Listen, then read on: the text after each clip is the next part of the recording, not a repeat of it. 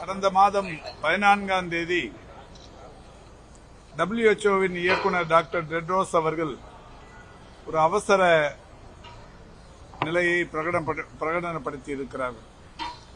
அதாவது குரங்கம்மை என்கின்ற எம்பாக்ஸ் நோய் பாதிப்பு உலகை அச்சுறுத்த தொடங்கியிருக்கிற காரணத்தினால் ஒரு அவசர நிலை பிரகடனத்தை சுகாதாரத்துறையில் அவர் செய்திருக்கிறார். அந்த வகையில் எல்லா நாடுகளிலும் இது குறித்த ஒரு முன்னெச்சரிக்கை நடவடிக்கைகள் என்பது தொடர்ந்து கொண்டிருக்கிறது.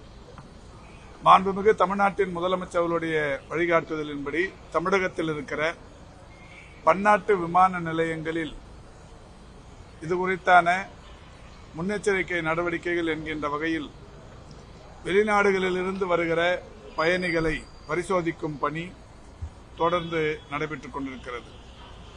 அந்த வகையில் சென்னையிலும் கோவையிலும் ஏற்கனவே நான் நேரடியாக சென்று அங்கே பரிசோதிக்கும் முறையை ஆய்வு செய்திருக்கிறேன். இன்றைக்கு நானும் நம்முடைய பள்ளிக்கல்வித்துறையின் அமைச்சர் அவர்களும் திருச்சி பன்னாட்டு விமான நிலையத்தில் இது சம்பந்தமாக ஆய்வை மேற்கொண்டோம். மதுரை விமான நிலையத்தை பொறுத்தவரை கடந்த வாரம் பொது சுகாதாரத்துறை இயக்குனர் மருத்துவர் செல்வ விநாயகம் அவர்கள் நேரடியாக சென்று ஆய்வு செய்துவிட்டு வந்தார்கள். அந்த வகையில் தமிழ்நாட்டில் இருக்கிற 4 பன்னாட்டு விமான நிலையங்களிலும் ஆய்வுகள் மேற்கொள்ளப்பட்டிருக்கிறது. எல்லா விமான நிலையங்களிலும் மாஸ் ஃபீவர் ஸ்கிரீனிங் சிஸ்டம்ஸ் என்று சொல்லக்கூடிய வெளிநாட்டு பயணிகளை அவர்களுடைய வெப்பத்தை அளவிடுகிற கருவிகளின் மூலம் ஆய்வு செய்யப்படுகிறது. தமிழ்நாட்டை பொறுத்தவரை ஒவ்வொரு நாளும் 58லிருந்து 64 பன்னாட்டு விமானங்கள் வருகிறது. இதில் சற்றேறக்குறைய 11,850 சர்வதேச பயணிகள் சராசரியாக வருகை புரிந்து கொண்டிருக்கின்றனர்.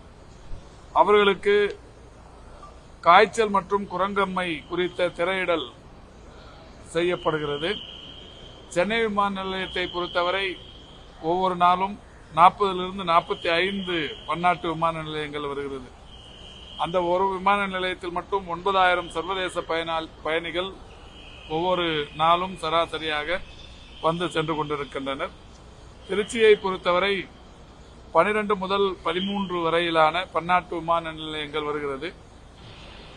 இதில் மொத்தமாக இதுவரை 27,706 சர்வதேச பயனாளிகளுக்கு இந்த வெப்ப பரிசோதனைகள் என்பது செய்யப்பட்டிருக்கிறது. ஒவ்வொரு விமான நிலையத்திலும் ஐசோலேஷன் வார்டு என்று சொல்லக்கூடிய வகையில் ஒரு தனிமைப்படுத்தப்படும் அறை ஒன்றும் தயார் நிலையில் இருக்கிறது. அதோடு மட்டுமல்லாது இந்த பன்னாட்டு விமான நிலையங்கள் அமைந்திருக்கிற 4 நகரங்களிலும் குறிப்பாக திருச்சியை பொறுத்தவரை கியாப்பே விஸ்வநாதம் மருத்துவக் கல்லூரி மருத்துவமனையிலும், சென்னையை பொறுத்தவரை ராஜீவ்காந்தி அரசு பொது மருத்துவமனையிலும், மதுரையை பொறுத்தவரை ராஜாஜி அரசு பொது மருத்துவக் கல்லூரி மருத்துவமனையிலும், கோவையை பொறுத்தவரை கோயம்புத்தூர் அரசு மருத்துவக் கல்லூரி மருத்துவமனையிலும் இதற்கென்று பிரத்யேகமாக 10 படுக்கைகளுடன் கூடிய குரங்கம்மை வார்டுகளும் தயார் நிலையில் இருக்கிறது. அந்த வகையில் சென்னையை பொறுத்தவரை இந்தியாவில் வேறு எந்த அரசு மருத்துவமனையிலும் இல்லாத அளவுக்கு 10 படுக்கைகள் கொண்ட 2 அறைகள், குறிப்பாக 5 மகளிருக்கான வார்டுகள், 5 ஆண்களுக்கான வார்டுகளில் நெகட்டிவ் பிரஷர் வார்ட்ஸ் என்று சொல்லக்கூடிய வகையில் அந்த வார்டுகளில் இருக்கிற இது போன்ற கிருமிகளை சக் செய்து வெளியில் அனுப்புகிற ஒரு அமைப்பும் இன்றைக்கு அந்த மருத்துவமனையில் இருக்கிறது. அந்த வகையில் மாண்புமிகு தமிழ்நாட்டின் முதலமைச்சர் அவர்கள் இன்றைக்கு தீவிரமாக இந்த பணியை செய்ய அறிவுறுத்தியிருக்கின்ற காரணத்தினால் இது தமிழகத்தை பொறுத்தவரை முன்னெச்சரிக்கை நடவடிக்கைகள் முழுமையாக செய்யப்பட்டிருக்கிறது. திருச்சியில் நடைபெற்றுக் கொண்டிருக்கிற இந்த முன்னெச்சரிக்கை நடவடிக்கைகளில் மாண்புமிகு அமைச்சர் பள்ளிக்கல்வித்துறை அமைச்சர் அவர்களும் மாட்சிமை தங்கிய மாவட்ட ஆட்சித்தலைவர் அவர்களும் பங்கேற்று இந்த ஆய்வு மேற்கொள்ளப்பட்டது.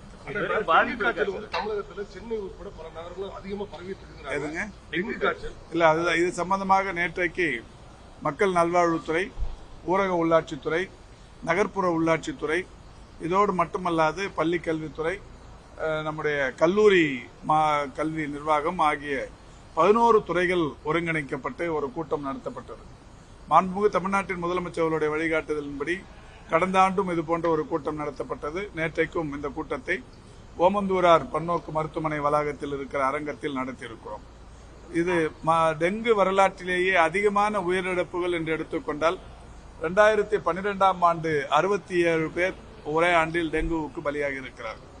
அதற்கடுத்து 2017ஆம் ஆண்டு 65 பேர் டெங்கு பாதிப்புக்குள்ளாகி உயிரிழந்திருக்கிறார்கள். இந்த ஆண்டை பொறுத்தவரை 8 மாதங்கள் நிறைவுற்றிருக்கிறது. இதற்கு முன்னால் எல்லாம் மழை என்றால் வடகிழக்கு பருவமழை, தென்மேற்கு பருவமழை, கோடை வெப்பமழை, வெப்பச்சலன மழை என்று ஒரு 3-4 இனங்களில் மட்டுமே மழை வரும். ஆனால் இப்பொழுது மாதந்தோறும் மழை வந்து கொண்டே இருக்கிறது. இந்த மழை வருகிற காரணத்தினால் ஆங்காங்கே தேங்கி நிற்கிற தண்ணீரில் தான் இந்த கொசுக்கள் உற்பத்தியாகி டெங்கு போன்ற பாதிப்புகளை உருவாக்குகிறது. இந்த வகையில் இந்த ஆண்டு இதுவரை அந்த டெங்கு பாதிப்பு என்பது 11,000-ஐ கடந்திருக்கிறது. பாதிப்பின் எண்ணிக்கை கூடுதலாக இருந்தாலும் இறப்புகளின் எண்ணிக்கை பொறுத்தவரை மிக மிக குறைந்து 4 என்கின்ற அளவிலேயே இருக்கிறது. இந்த 4 இறப்புகளும் கூட நோய் எதிர்ப்பு சக்தி குறைவாக இருப்பவர்கள், இந்த டெங்கு மாதிரியான நோய் பாதிப்புகள் வந்தவுடனே மருத்துவமனைகளுக்கு வராமல் தன்னிச்சையாக மருந்துகளை உட்கொள்ளுபவர்கள், இப்படியான அந்த பாதிப்புகள் தான்.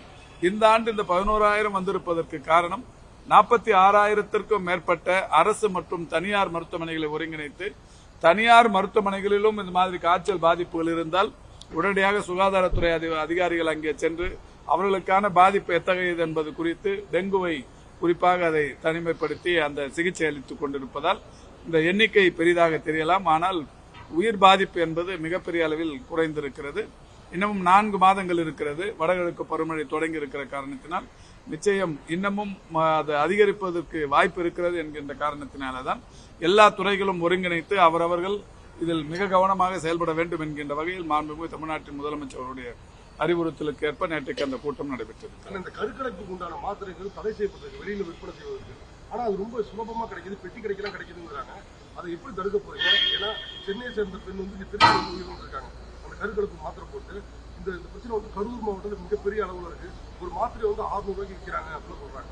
இப்ப இது சம்பந்தமாக அந்த துறையின் அதிகாரிகள் தொடர்ச்சியா மருந்து கடைகளில் எல்லாம் அந்த ஆய்வு செய்கின்ற பணியை தொடர்ச்சியாக செய்து கொண்டிருக்கிறார்கள்.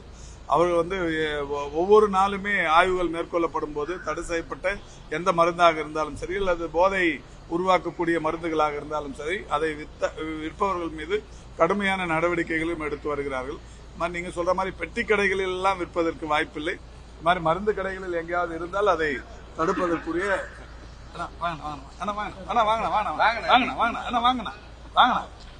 நடவடிக்கைகள் மேற்கொள்ளப்பட்டு வருகிறது.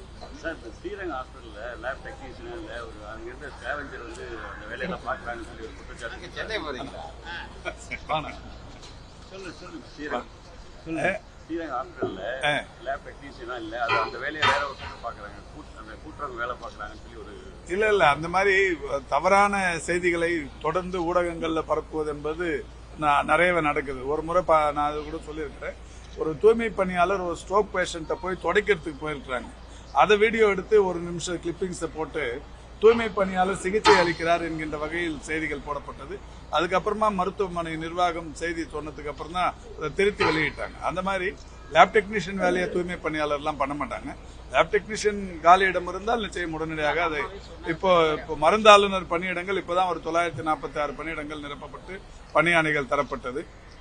எங்க காலி பணியிடங்களுக்கோ அவையெல்லாம் நிரப்பும் பணியினை துறை முதல்வர் அவர்களுடைய அறிவுறுத்தலுக்கு ஏற்ப செய்யப்பட்டு வருகிறது. திருச்சியில கூட இப்ப பாத்தீங்கன்னா ஒரு நேற்றைக்கு ஒரு இறப்பு ஒன்று, அதுவும் குறிப்பா இந்த ஒரு அரியமங்கலம் என்கின்ற பகுதியில் ஒரு 15 வயதுள்ள ஒரு பெண், ஜாக்குலின் என்கின்ற ஒரு பெண், ஒரு இதுக்கு அதாவது ஒரு நூடுல்ஸ் ஒன்று அமேசான் மூலமா சைனீஸ் புல்டாக் அப்படிங்கிற ஒரு நூடுல்ஸ் வாங்கியிருக்காங்க. சைனீஸ் புல்டாக்ங்கிற நூடுல்ஸும் ஒரு கோக்கும் வாங்கி சாப்பிட்டுருக்காங்க. அது வந்து இறந்துட்டாங்க. அந்த இறப்பு செய்தி தெரிஞ்ச உடனே ஃபுட் சேஃப்டி டிபார்ட்மெண்ட் அது சம்பந்தமா விசாரிக்கும் போது அவங்க வாங்கி சாப்பிட்ட அந்த பொருள் எடுத்து பார்த்திருக்காங்க. அது வந்து சைனீஸ் புல்டாக்ங்கிற ஒரு நூடுல்ஸ். உடனடியா அது எங்கெல்லாம் திருச்சியில விக்குதுங்கிறத போய் பாக்குறப்ப ஒரு ஹோல்சேல் ஸ்டாக்கிஸ்ட போய் பார்த்திருக்காங்க. அதுல வந்து இந்த பொருள் விற்பனை செய்யப்படுவது தெரிந்திருக்கிறது. அதை எடுத்து செக் பண்ணதுல ஒரு 800 கிலோ அளவுக்கு எக்ஸ்பைரி ஆன பொருட்கள் விற்கப்பட்டிருக்கிறது. உடனடியாக அந்த பொருட்கள் சீஸ் செய்யப்பட்டு அது ஆய்வுக்கெல்லாம் அனுப்பப்பட்டிருக்கிறது. இது மாதிரி உடனடியாக எங்க தகவல் தெரிஞ்சாலும் அந்த துறை நடவடிக்கை எடுத்து வரும். ஆனா தமிழகம் முழுவதும் சட்டமன்ற தேர்தலுக்கு திமுக தயாராகி வருது. சென்னையை பொறுத்தவரைக்கும் எப்படி நிலவரம் இருக்கு? மருத்துவமனை பத்தி வேலையானா எலெக்ஷன் மருத்துவமனை தமிழ்நாடு முழுவதும் தயாராகி வருகிறதுன்னு சொல்லிக்கிறீங்க. சென்னையும் தமிழ்நாட்டில் அடங்கி இருக்கிற தமிழ்நாடு முழுக்க